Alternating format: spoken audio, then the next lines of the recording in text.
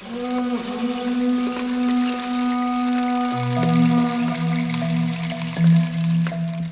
I was in my home country, I used to love my family and my close friends, the people I grew up with, whom I consider family. I would have done anything for them. But I never thought about serving strangers, helping a stranger in the street, somebody I'm not gonna ever see again in my life, somebody I don't expect anything from him.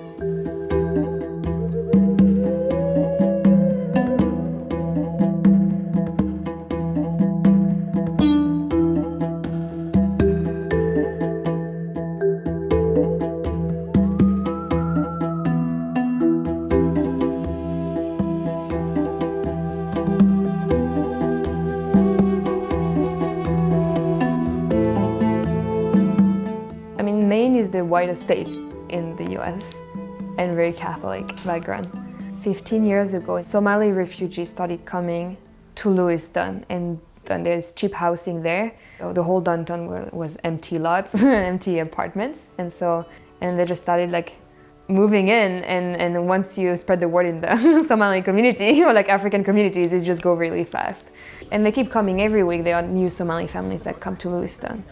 But then the Congolese and the Rwandan and Burundi, I think this is more in the last 5 years that they started coming. It's maybe between 5,000 and 8,000 immigrants for a 35,000 inhabitants. The activities at the core of our community life are the foundation for great social change. Simple as they might appear, they are in reality profound and revolutionary. This becomes clear as we observe systematically applied in action some of the capacities we are building through insights derived from Baha'u'llah's revelation. Among them is the ability to engage in distinctive conversations of a spiritual character. If you've been in a refugee camp, you didn't necessarily work or you didn't go to school. I struggled a lot at school because I didn't know the language. I came here when I was 10. So I never went to school, so I started at 6th grade. So I really had to overcome learning the language, trying to fit in with others. Getting to an environment where you don't know anybody, you got language barriers, you cannot ask a teacher what you don't understand. School barriers also, because I was doing very well in school, and from one day to another you go in school where you don't understand what the teacher is telling you. I think it affected me mentally in the way I wasn't feeling comfortable.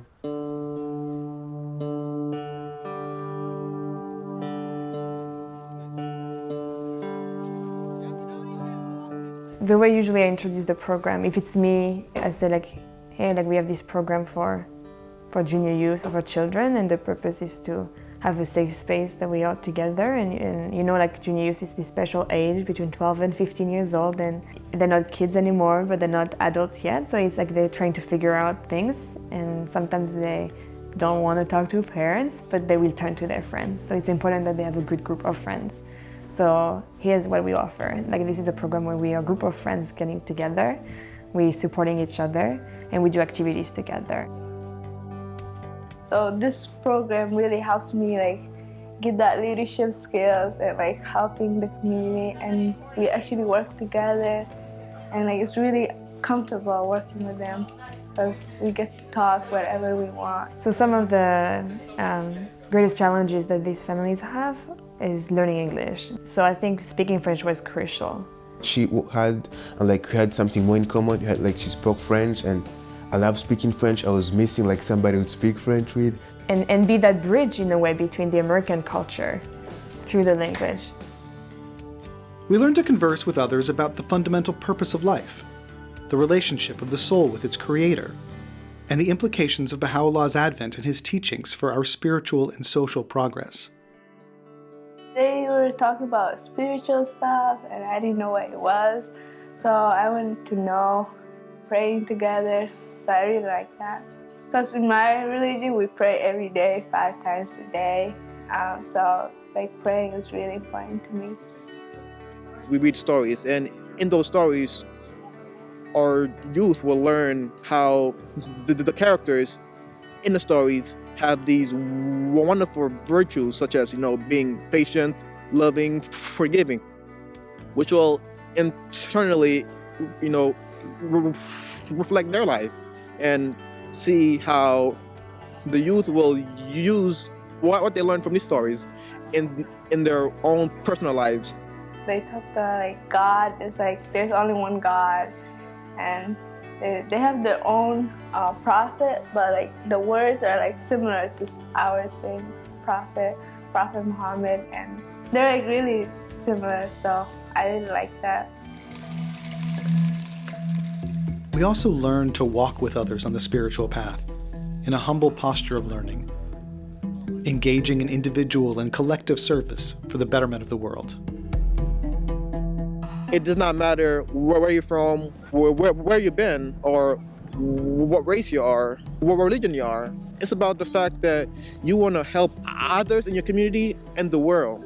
Service is like really little thing you do for people. It doesn't have to be a big thing.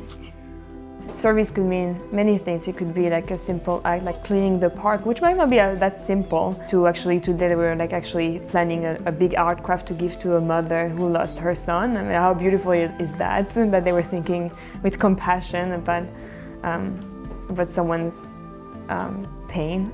Or it can be like to actually be a mentor for a group of younger adolescents.